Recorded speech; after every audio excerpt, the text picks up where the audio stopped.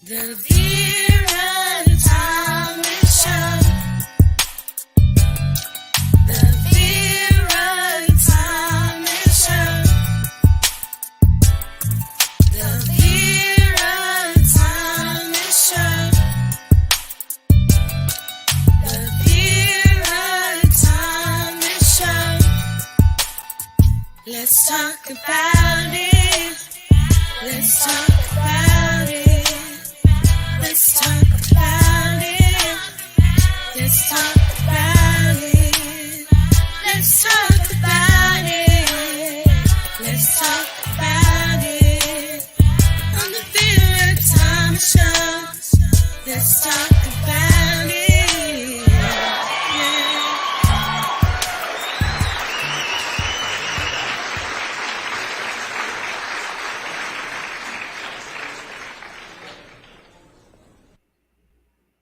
Hello, hello, hello. And I've got a guest already. Hi, Rod. I'm so glad that you're here. Thank you for being here. And let me just share that I have a guest that she has quite a story and she does quite an amazing work. Her name is Rebecca Kleiss. I'm going to pull her up here. Hi, Rebecca. How are you? Hi, Vera. It's so good to be here. Thank you so much for having me. And I am just elated that you are here. And I'm going to take a few minutes and share with our audience a little bit about Rebecca Kleiss. Sure. She is a leading authority on banishing burnout, helping executives experiencing friction and overload claim peace and fulfillment in their lives. Rebecca is a bachelor's educated registered nurse and holds credentials as a certified professional coder and a certified program integrity professional.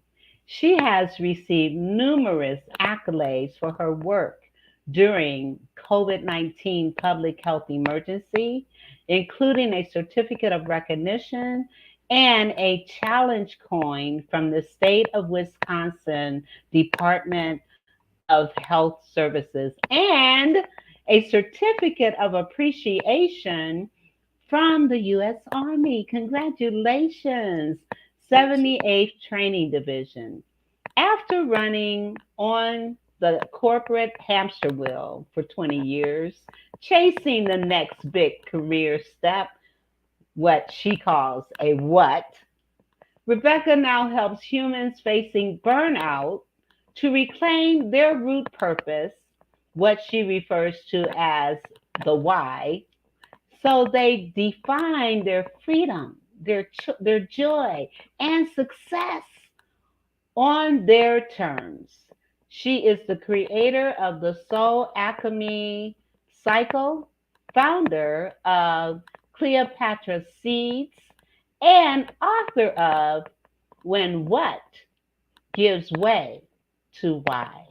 Well, I am honored to have you here today, and I am going to give you the floor, and I'm going to ask you to just share a little about your life journey from the beginning Sure. and how it has impacted and shaped you into the person that you are today.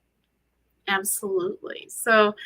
My journey hasn't been an easy one. Like many people, I had a lot of challenges growing up. I wasn't always the one who everybody wanted to be around. I wasn't always the most popular or had the best ideas that everyone surrounded. Um, I was frequently an outcast, and it really did a lot of damage to my self image. And that took a lot of work to deal with. I also dealt with a lot of trauma as a kid. And one of the challenges that I have had to overcome as an adult is undoing a lot of that trauma. But what that did do for me was really breed in me a deep desire to take care of other people, to make life better for other people. And that's really evident in a lot of my career path. Medicine has been a love of mine since I was in grade school. And actually, leaving high school, I wanted to pursue a career as an orthopedic surgeon. But life had other plans, and I ended up a mother and would not trade that for the world at all. Definitely made it a little bit more challenging of a journey, though. So I now have 5 beautiful children. My oldest is going to be 25 this August, and my youngest is 9.5 right now. And they're all really incredible people who I've had the honor of supporting as they've grown into really unique individuals with their strengths that they are now expressing and taking into the world. I'm really proud of my 2 adult children and see the servants' hearts that they have as well as they step into becoming who they are meant to be. That is beautiful. And that is a that is contributed to you and what you did. And I would imagine that your own trauma is what caused you to be the mother that you are. And let me also say 64% of adults who have unresolved issues, trauma, drama in their adult life, it often stems from childhood. So, understanding that and understanding how you were able to take your experience as a child to mold yourself to be the mother that you became, as well as the entrepreneur and the coach and Yeah, the author that you are. And I just say, God bless you for having a servant's heart. thank you. Now, let's talk about Yeah, burnout. let's And the talk first, about burnout. so Yeah, my first question to you is, how do you define burnout? Because that's a most great people question. equate it as stress. Yeah, So, how do you define burnout? I'm really glad you asked that, Vera. Because burnout's kind of a ubiquitous word right now. It's kind of thrown out everywhere, and it's used in a lot of different contexts. It's almost overused and has lost a lot of meaning. A lot of people use it to be like, "Oh, I'm just a little bit tired, and I don't really want to deal with work right now." And that's not the kind of burnout that I work with. The kind of burnout I work with is like that deep, bone tired. You've done everything. You're pretty sure nobody on earth has ever been this tired before. You're not sure if anybody else could possibly understand it, kind of tired, where everything just kind of starts blurring together and nothing really seems interesting, almost where it starts to blend in with depression. That's the level of burnout that I was at when I developed this process. And that's the type of burnout that I help people get out of now. So you're right. I don't believe that that kind of burnout is attributed to stress. I think stress is a symptom of that level of burnout. So, explain to me your process for helping to identify burnout in your clients and give me an example of someone who may have been burnt out and how your process helped them. Yeah. So one client I had was very burnt out very clearly. And one of their big struggles was that they um, were feeling the effects of it, not only in their work environment, but in their personal life, and had a very strained marriage because of it. Did not have a social life because of it. So they weren't getting any social interaction. It felt like they were having to pour everything of themselves into a work environment that was not supportive, did not align with who they were. And because of that, they were heavily burnt out and it was impacting their relationship with their spouse because they were not acting like the person that their spouse married. And so what we did was we really broke down who they were and like what they valued without considering anyone else or anything else. And once we got that identified, then we started looking at how do all of the things in your life fit into what you value? And is it in alignment with what you value? Or is it in conflict, in friction with what you value? Where can changes be made? And this particular client ended up leaving their position at the less than ideal work environment and found a role that was much more supportive, that was in an environment where people supported them as a human and the work itself was more aligned with who they were. And what ended up happening was I actually just recently got a chance to talk with this person. They were so excited to tell me that their marriage is now stronger than ever. They are able to have a social life. They have an abundance of friends, and they are feeling so close to their spouse and so fulfilled in their work because they took the time to align themselves with what they were doing. That is beautiful. And when you consider, as you were talking, I thought about a statement that James Mishner wrote. And he says, the master in the art of living draws no distinction between his work and his play, his labor and his leisure, his mind and his body, his education and his recreation, his love or his religion. He hardly knows which is which. He simply pursues this vision of excellence through whatever it is he's doing and leaves it to others to determine whether he's working or playing. To himself, he's always doing both. And I thought about that as you were sharing the transformation of that client that started with him leaving that job. When you consider a job is 1/3 of your life. And if you're feeling burnt out in your job, then it impacts on your marriage. It impacts on your relationship with your children. It impacts on your relationship with yourself. And oftentimes could cause the stress that we're not talking about. Yep, absolutely.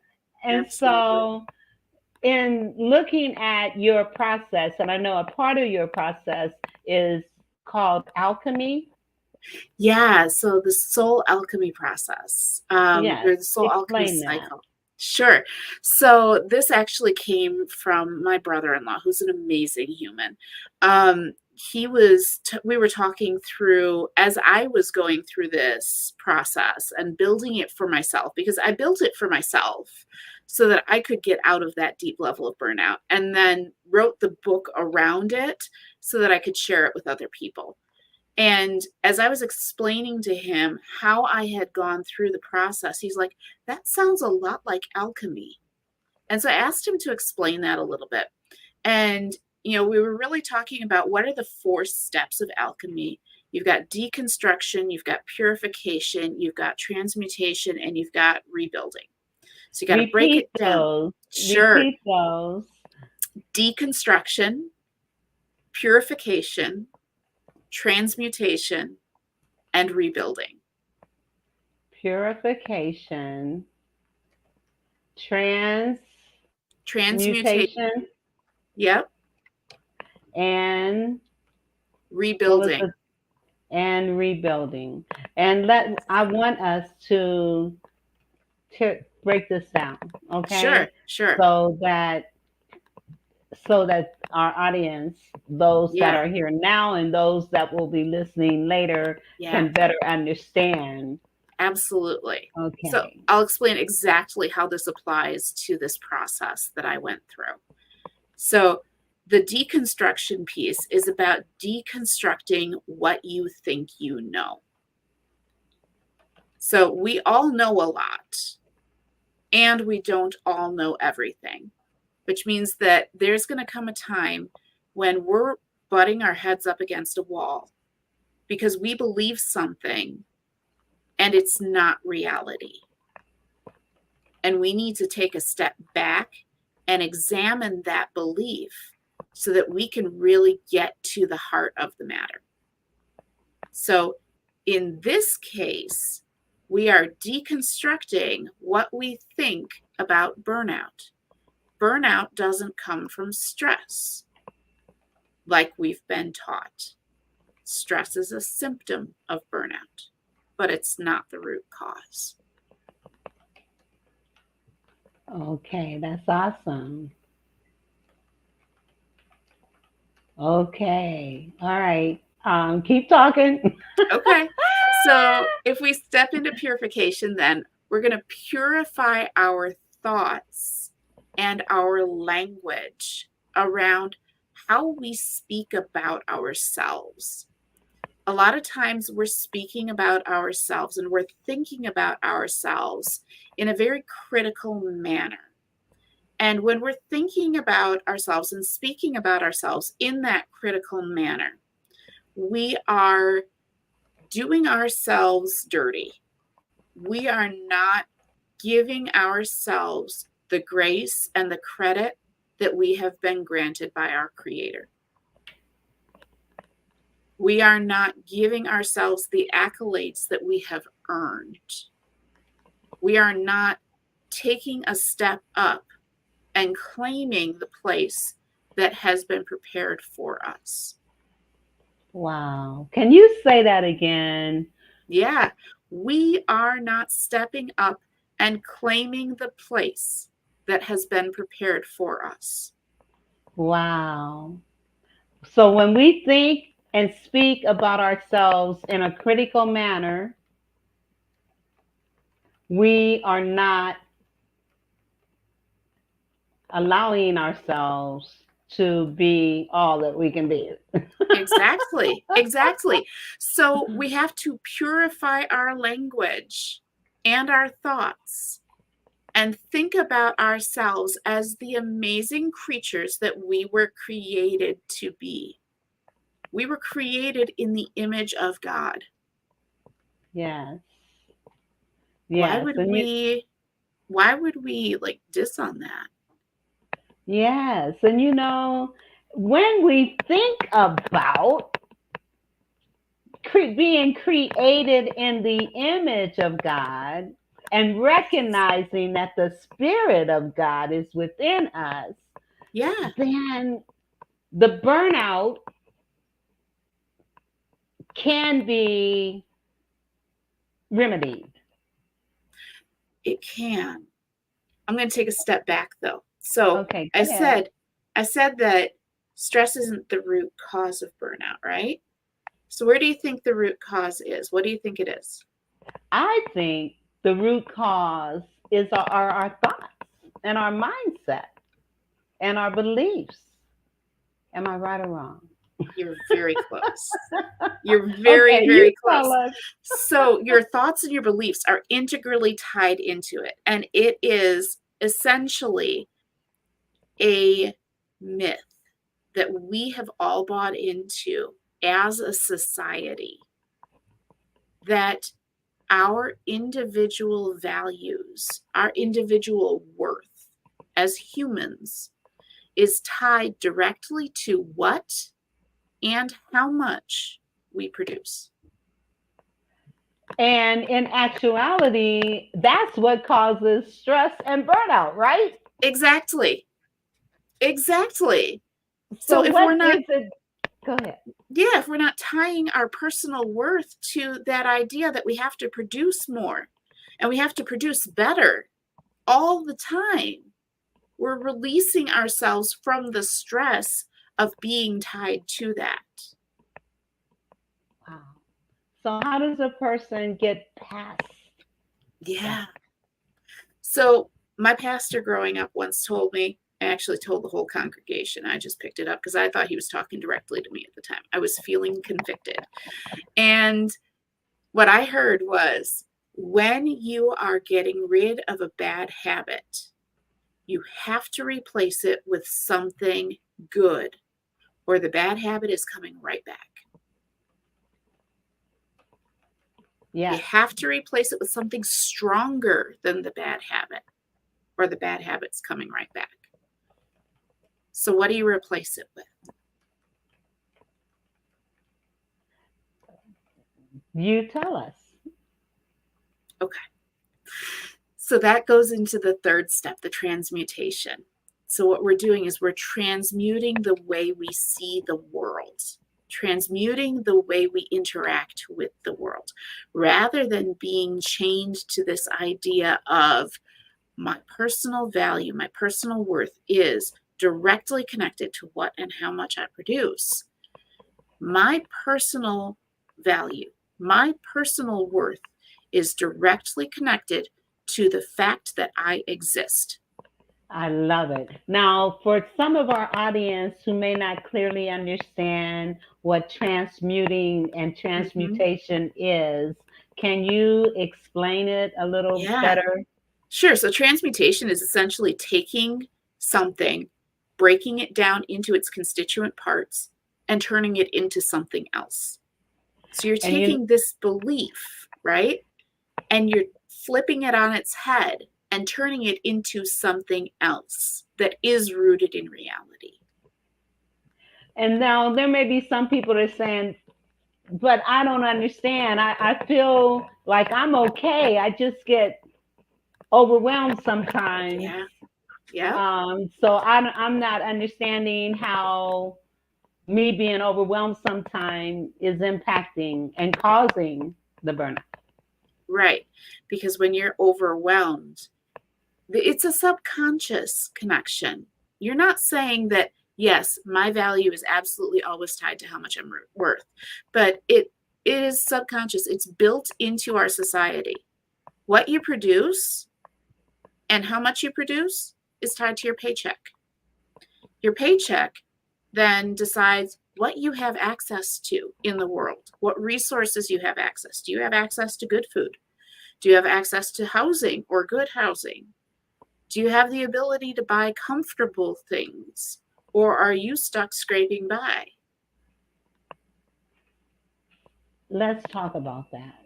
Yeah, let's talk about So, if a person, they're not burnt out, but they're barely surviving, it. Mm-hmm. they are just getting by. Mm-hmm. They can't buy the quality food that they need to eat.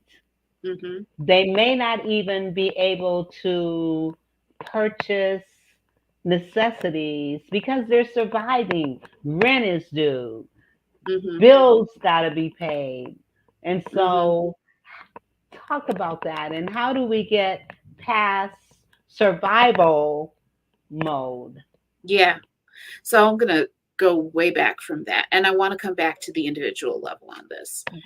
But I need to come back to the societal level here, because what that is a societal failure to treat humans as humans.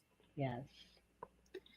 And that's where we need to change how we interact with one another. We are Yes. not approaching each other with love. Say that again. One more We time. are not approaching each other with love. And And love is the key. It's the it is, key. 1 John 4:7 says, actually it's 1 John 4:8 says, God is love. If we're made in the image of God, we are made in the image of love. What are we doing not approaching each other with love? But one of the reasons we're not approaching each other with love is because there are a lot of hurt people out There here, are and hurt people hurt hurt people. people. So, how do Yeah. we allow Mm-hmm. and help people understand that all of this visceral hate and all this Mm-hmm. negativity, it's not about out there, it's about in here. So, Yeah. So how do we get, go that's ahead, my go next ahead. book. That's my next book. Is it? It really is. I actually have another book planned. Actually, I have a series planned, and that is the next book. Is talking about love and how love is the key to everything, to how we It interact with is. one another, to how we fix everything that's going on. It comes down to loving ourselves, to loving First. our neighbors, to loving our environment, to loving the people everywhere around us, to loving Yeah. humanity. Yes. So that's the next book as a teaser here. I don't know when it's coming out yet. Um, But you know it's coming. I know it's coming. I got it all planned out. So yeah, that is the key. We gotta love each other. And that societal need to shore up where we have failed in the past is something that's really strong. It's not something that any one of us is going to be able to do. It's not something that the individual who is in that place is going to be able to do. It's not something that they can be expected to do. So I have been that individual in that place. I have been the single mother, just scraping together quarters to get enough gas so that I can get to work and get a paycheck to feed my kids. I have been there. Yes, and It's so many, real. so many people are there. Yeah. And I have enough privilege in my life that there were structures accessible to me to pull myself out. That is not the reality for a lot of people. Now you talked about privilege. Yes. You said I had enough privilege in my life Yep. whereby those privileges are not accessible to everybody. They're not. Can you share what some of those Sure. privileges were? Absolutely. Number one, I'm white. That is top first and foremost. Because I'm white, people are going to see me and they're going to believe me. They're going to give me the benefit of the doubt. That is always at the top of my mind. And that is a privilege that I try to harness whenever I can to elevate the voices of others who don't have that privilege.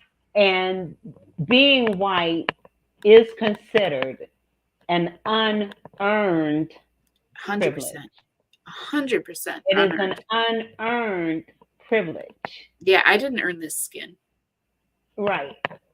Right. Exactly. And this is so, I mean, what we're talking about is so important. So the first privilege, which is unearned, Mhm. is the fact that you're white. Yep. All right. Let's talk about some of those other privileges. I have two parents. Now they're divorced, but they weren't divorced my entire time growing up. I have Okay. two parents, and they each have a job. So when push came to shove, if I really needed to, I could ask them for money. Okay. Understood. Yeah. Understood. There's the ability for generational wealth there is a thing. And because they're also white, they had the ability to build that generational wealth. Yes. And you know, this could be a touchy conversation. Oh, it so can. But it's but reality. it is reality. It is reality. And you know, our show is taking a turn. Actually, I have a couple of commercials I need to play. Okay. And then we'll come back and That we're sounds gonna good. look at your books Yeah. and talk about them Mhm. and how that ties in to all the stuff we're talking about right Absolutely. now. So we will be right back.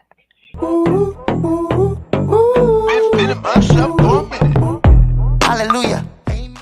Hey there, Jason McNamara here, and I'm about to drop something truly game-changing your way. Are you tired of the same old 9-to-5 grind? Feeling stuck in obtaining the life you deserve and craving something more? Well, listen up, because I've got something you will not want to miss. Introducing the No More 9-to-5 Club Professional Membership, your ticket to freedom and success in the entrepreneurial world. With our professional membership, you'll get access to weekly coaching sessions, pre-recorded trainings, and a vibrant community of fellow game changers. You get access to technology that will allow you to automate passive income streams, as well as unlock all of our expert-led trainings in the back office so you know where to go for good advice when you need it. You will also use the club to build up a residual income stream with a 2-tier 33% affiliate commission unlocked at this level. allowing you to help people help themselves while generating a residual passive income stream for yourself. And here's the kicker. For a limited time, you can unlock all of this just for a $1.11 donation to our club foundation. I like this one. Your first month is on us. So what's holding you back? Click the link below, make your donation, and let's start building the life and business of your dreams together. Here at the No More 9 to 5 Club, we're all about turning dreams into reality and smashing through those glass ceilings. That's what I'm talking about, Jake. Whether you're a seasoned entrepreneur or just starting out, we've got the tools and support you need to thrive and evolve. And don't forget to sign up for our bootcamp training. It's the perfect way to kickstart your journey and unlock even more perks. So what are you waiting for? Join the No More 9 to 5 Club today, and let's make those dreams a reality. I can't wait to see you on the inside. You only get one now. Invest it in your better future. Let's make magic happen together.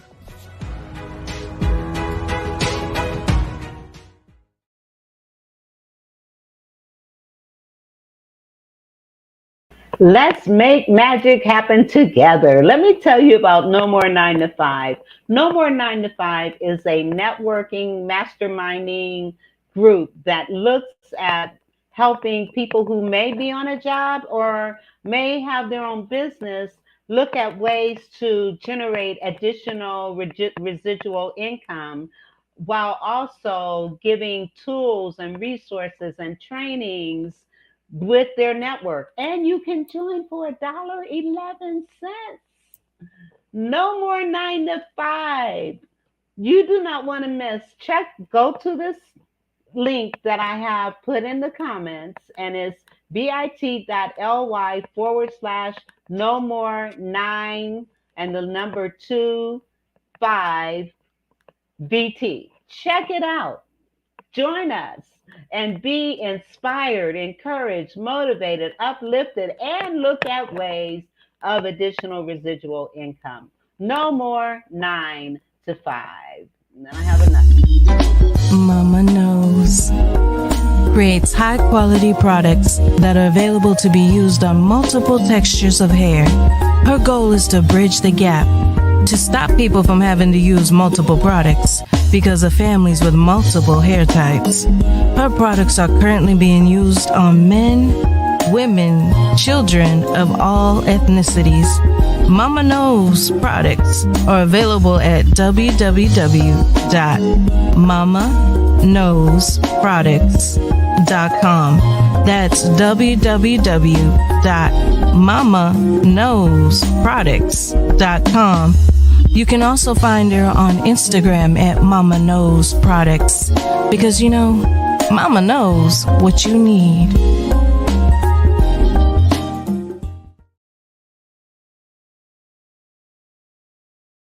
Let me tell you about these products. Shampoos, conditioners, hair serums, moisturizers, and they're for all ethnicities. And they smell great and they work well. Check out mamaknowsproducts.com. Why? Because Mama knows what you need. So check it out. Check it out. One more. In a world where authenticity is the key, unlock your brand's potential with ADM's game-changing marketing solutions. We craft striking logos that embody your brand's spirit and build websites that captivate and convert. Our lead generation strategies are tailored to your needs, driving growth and boosting your bottom line. And our content, well, it's not just content. It's a narrative, a story that connects and resonates with your audience. But here at ADM, we're about more than just exceptional services. We're about authenticity, about staying true to who you are and what you stand for, because realness, that's what makes a brand unforgettable. So if you're ready to elevate your brand with authenticity and excellence, follow this page. Dive deeper into the world of divine marketing and become part of our community. Because at ADM, we're not just about making brands, we're about making brands matter. Let me tell you, Ariel Chime, she knows what she's doing when it comes to creating videos for companies, for organizations, for individuals. She is awesome. So you want to check out Authentic Divine Marketing at https:/bit.l/divine chime. I put it in the chat. I'm telling you, check her out. I have several videos of my own that she's created for me, one of which I will be sharing later on in the program to promote one of my programs. So, all right, now back to our conversation. And let me pull you, okay, let me go to banners and pull you up. Okay, and now let me tell you, Rebecca, you're so special. And earlier today, before we get into the book situation, earlier before we started the show, we were talking about the power of prayer and how it has impacted your life. And you shared a story that also has to do with being obedient. When Yes. you are when spirit, universe, whoever you want to call, when you hear that still small voice, or you have a dream, or you see a vision, you need to listen. You need to listen. So share that story. Sure. And yeah, sometimes that still small voice gets a little loud. Yes, And yes. that's when you really need to start paying attention. So when I was 16, I had the honor of going to El Salvador on a missions trip with my church. And we, at one point, were in um, a smaller area of the city and had the ability to stop in and visit a congregation.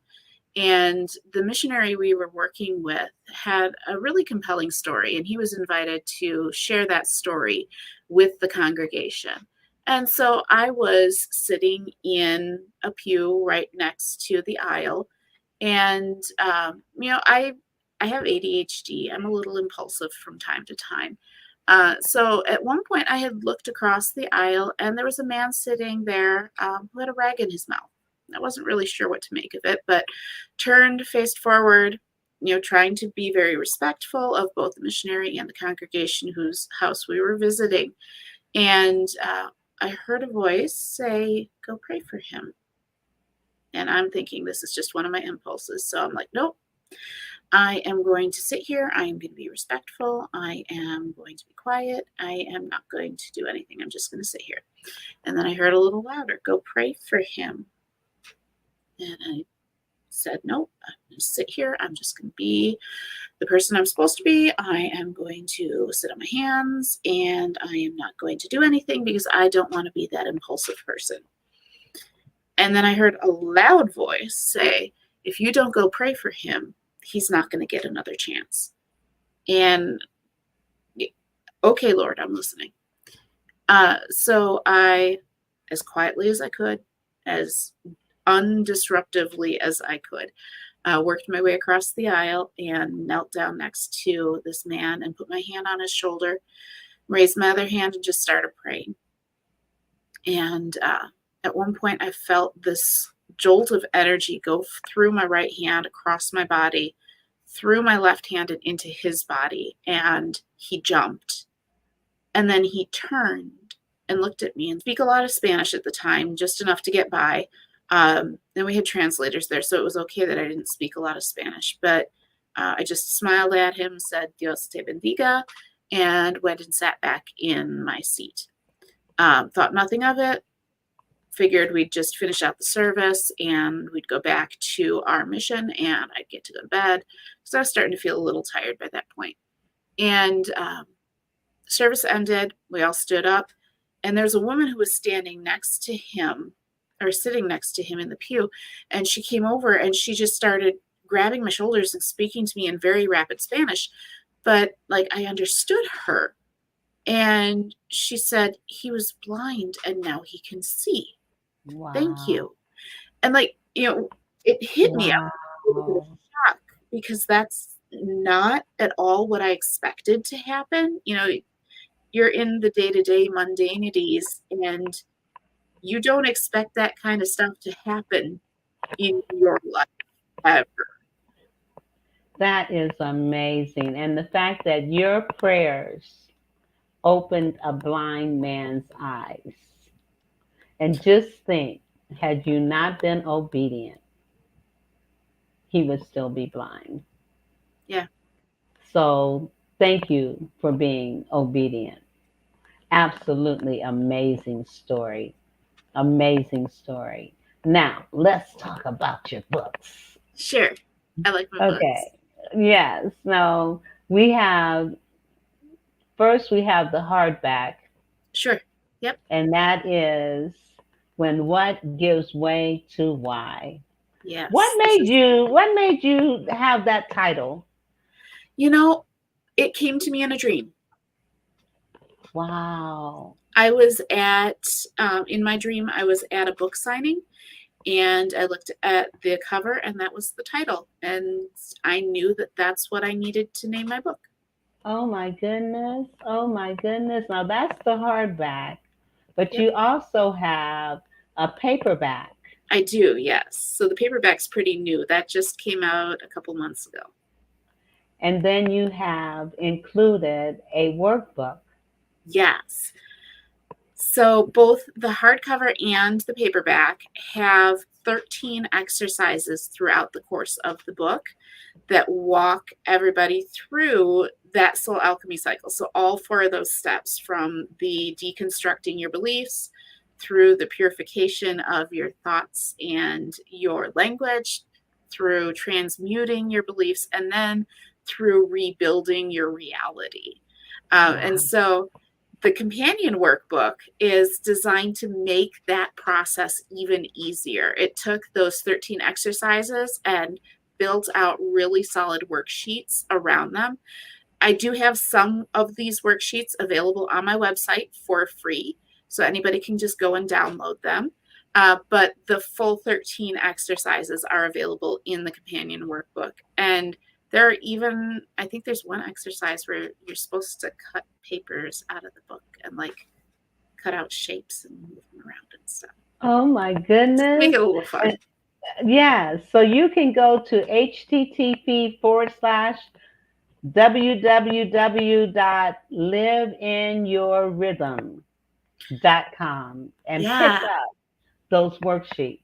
In addition, you can purchase the book from her website, or you can purchase the book, or if you don't want to purchase the book and you just want to go to the library, you can go Yeah. to the library and pick up her book. If Yeah. the library does not have her book, you can ask them to order it. Yeah.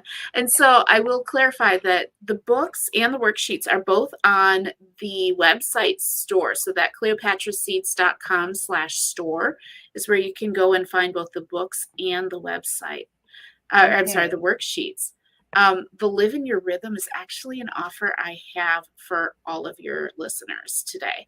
And this is something that's a little bit special and a little bit new. I'm trying it out and seeing what folks think of it. It's something that's been, I've previously only shared the information that's available at this site with clients in my $3,600 Plant and Grow program.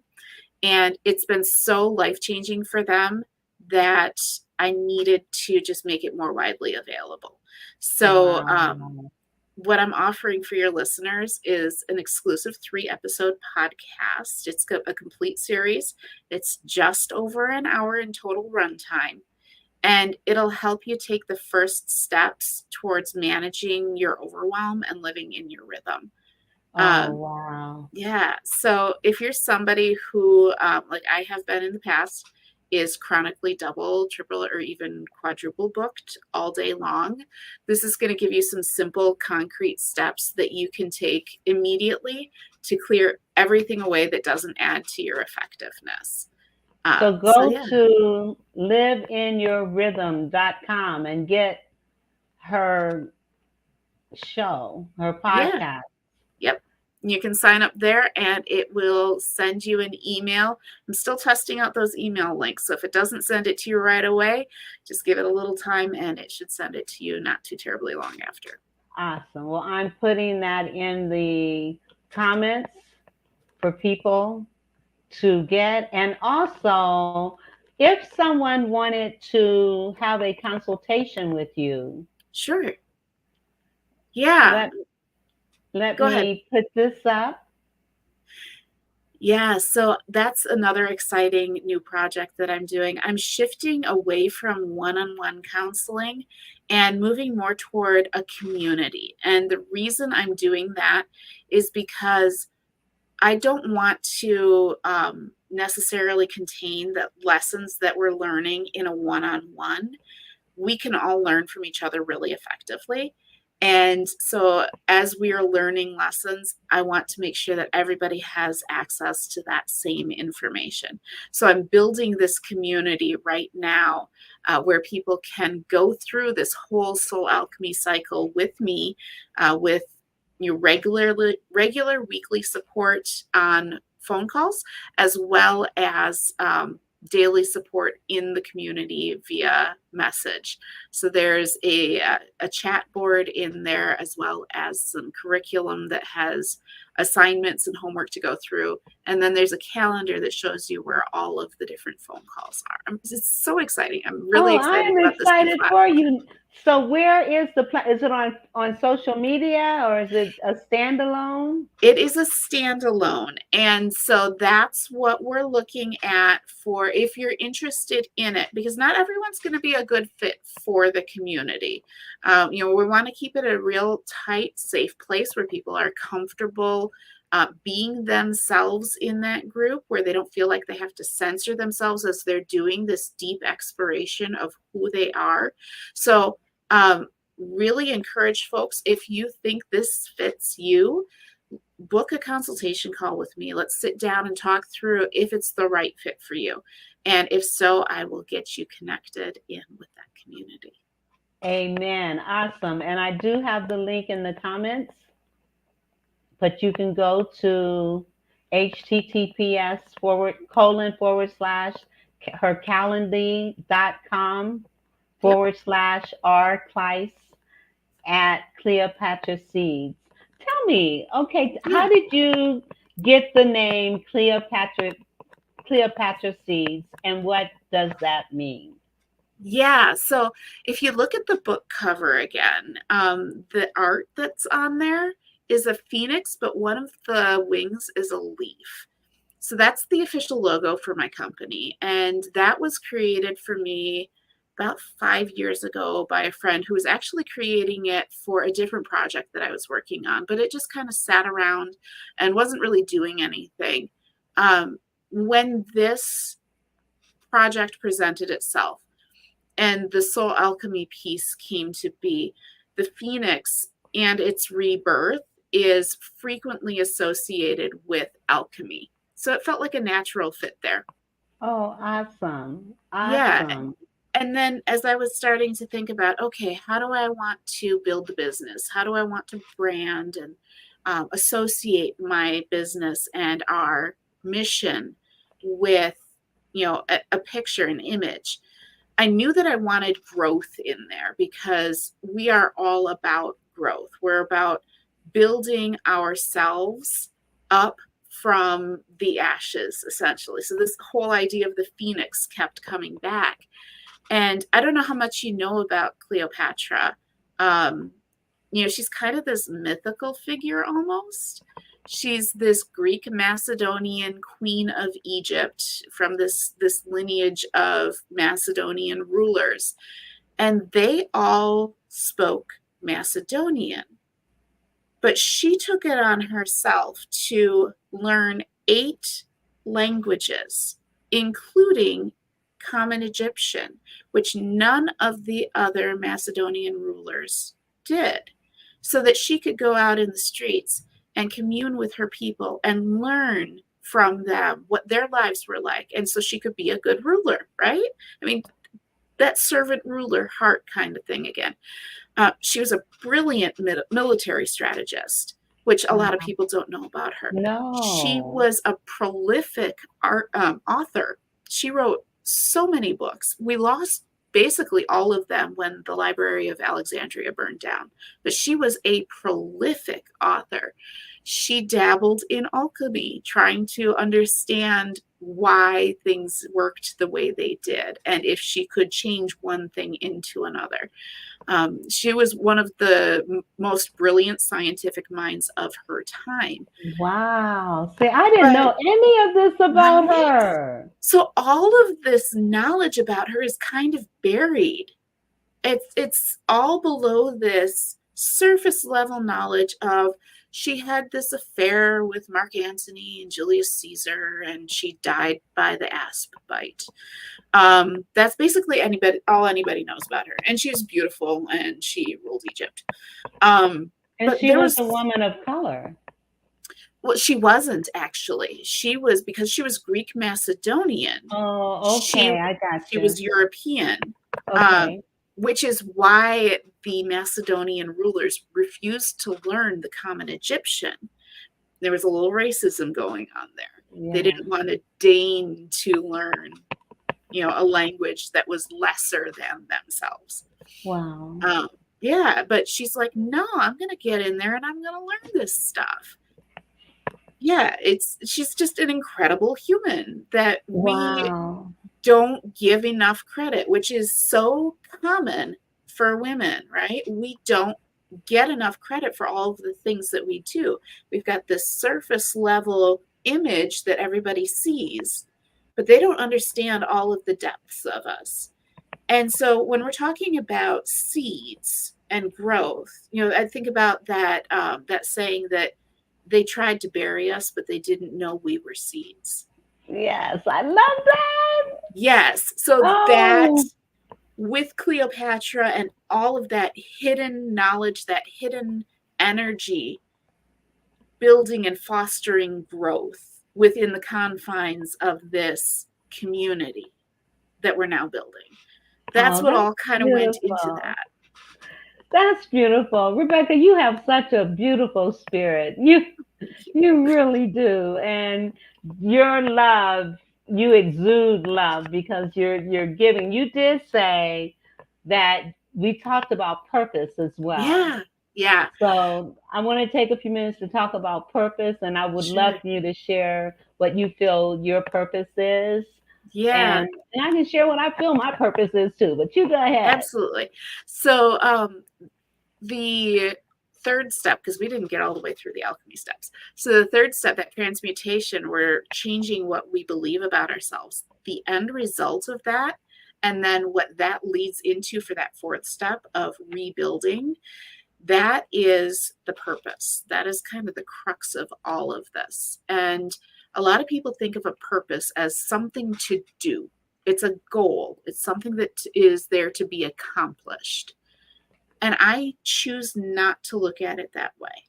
I choose to look at it as an adjective. It's a descriptor of me.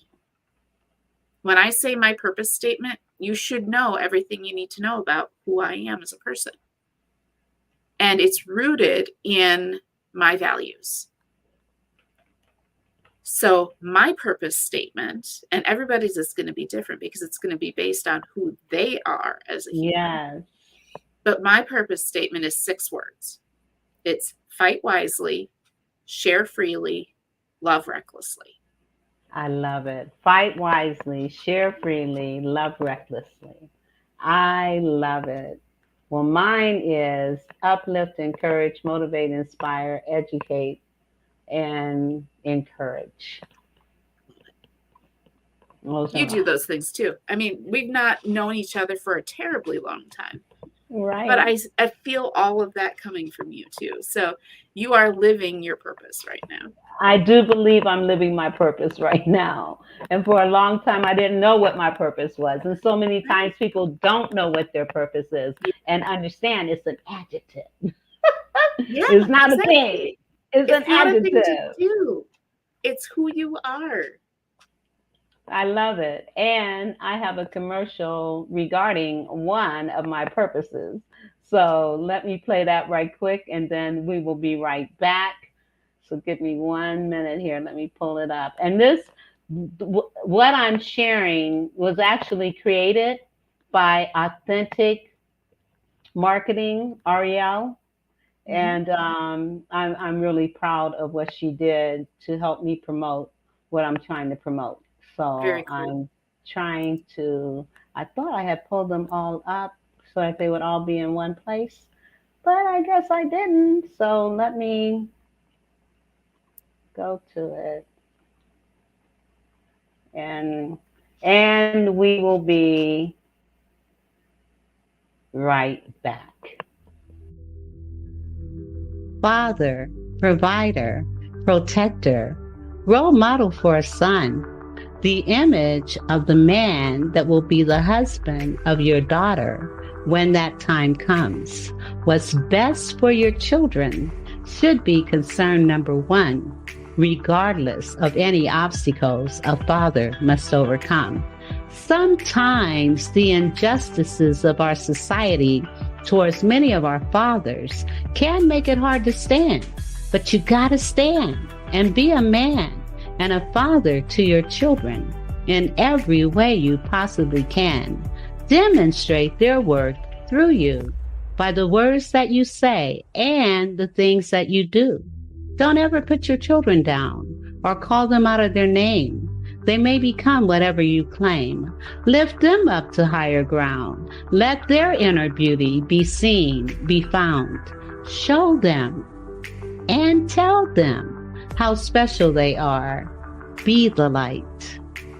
Be the light. Be the light to take them far. Show them and tell them how much you really care, and let them know no matter what, you will always, in all ways, be there. Pray that our fathers will be guided by the light to lead their children in the ways that are right. My name is Vera Thomas. I am a certified ICF coach, a speaker, a trainer, author, and poet. I wrote that poem, and the city of Akron commissioned it and gave it to every father that took their child to the zoo this one Father's Day weekend. I have since developed a comprehensive training program that outlines everything that's in the poem to help fathers continue to enhance the relationships that they have with their children. So join me for a mastermind preview and get an idea of what a mastermind looking at enhancing your relationship with your children would look like. I'm looking forward to seeing you soon. Thank you.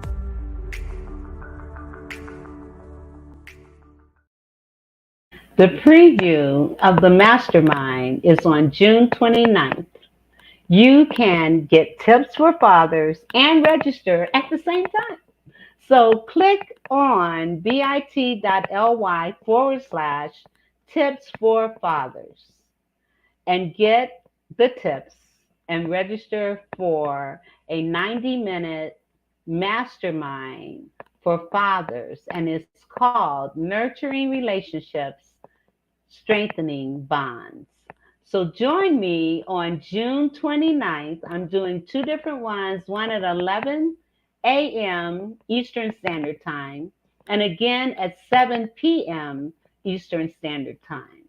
So grab your spot before it's too late, and I will see you on June 29th for Nurturing Relationships, Strengthening Bonds, a fatherhood mastermind. Why do I do this? Oftentimes people say, well, why would a woman be doing this? Well, I grew up not knowing my biological father, and that was a void. I also have been in situations where I was around young women, picking them. I used to drive Uber, especially when I was in Georgia, and I would pick up young women between the ages of 18 or younger on up, picking them up at 2, 3, 4 o'clock in the morning, and they're going to see some guy, and they're looking for love in all the wrong places. I would ask them the question, What type of relationship did you have with your father? I would say that 3 out of 5 of those young women would say, I never knew my dad. So this is a critical opportunity. And you know what? I ran my mouth a little too long. So I'm going to give you the floor and let you wrap up our show. And we will see you all next on Thursday. All right. So now I'm going to give you the floor. All right. Thanks, Vera. So I guess what I would share with your listeners, kind of as a send off, is remember that you were created to be somebody. You have had a place prepared for you. Claim it. Claim who you are. Remember that you are a human being, not a human doing. And I love that. give yourself the grace to rest. Love it. Love it. Love it. We are a human being. Say that again. We are human beings, not human doings. Oh, I love it. So be. So Be. So be. Yeah. And live in your purpose. God Yes. bless. And thank you so much. And if you'll hold on, we'll be right back.